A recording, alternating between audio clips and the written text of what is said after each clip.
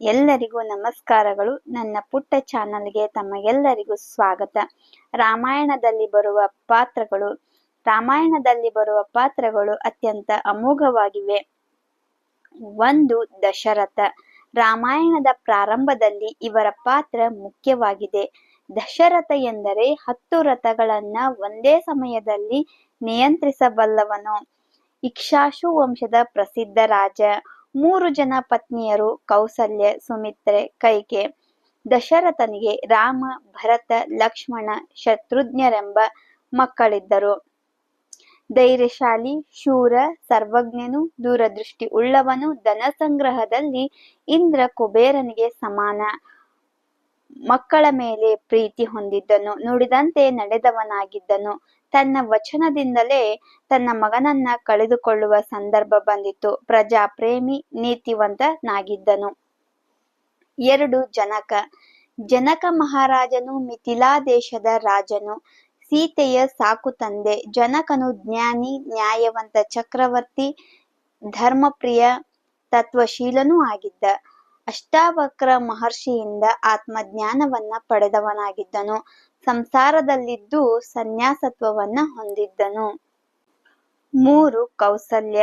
ಮಗಧ ದೇಶದ ರಾಜಕುಮಾರಿ, ದಶರಥನ ಹಿರಿಯ ರಾಣಿ. ಧರ್ಮನಿಷ್ಠೆ, ಘನತೆ, ಗಾಂಭೀರ್ಯ, ಸಾತ್ವಿಕ ಸ್ವಭಾವದವಳು. ಪೂಜ್ಯತೆಗೆ ಯೋಗ್ಯವಾದ ಪಾತ್ರ.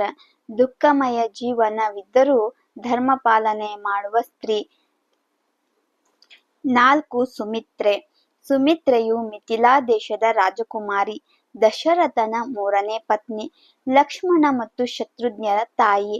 ಶಾಂತ, ಮೃದು ಸ್ವಭಾವಿ, ಧರ್ಮಪ್ರಿಯೆ. ಜೀವನದಲ್ಲಿ ತನಗೆ ಬರುವ ಕಷ್ಟಗಳನ್ನ ಸಹಿಸಿಕೊಂಡು ಸ್ಥಿರತೆ ಕಾಯ್ದು ಬಾಳು ನಡೆಸಿದ ಸಾಧ್ವಿ, ತಪಸ್ವಿನಿ ಮಹಿಳೆ. ಕುಟುಂಬದಲ್ಲಿ ಶಾಂತಿ ಕಾಪಾಡಿದಳು. ತ್ಯಾಗದ ಸಂಕೇತ. ಮಕ್ಕಳಲ್ಲಿ ನಿಸ್ವಾರ್ಥ ಸೇವಾಭಾವನೆಯನ್ನ ತುಂಬಿದಳು. ತಾರತಮ್ಯ ಮಾಡಲಿಲ್ಲ. ಕೈಕೇಯಿ. ಕೈಕೇಯ ದೇಶದ ಪುತ್ರಿ, ದಶರಥನ ಪ್ರೀತಿಯ ಪತ್ನಿ.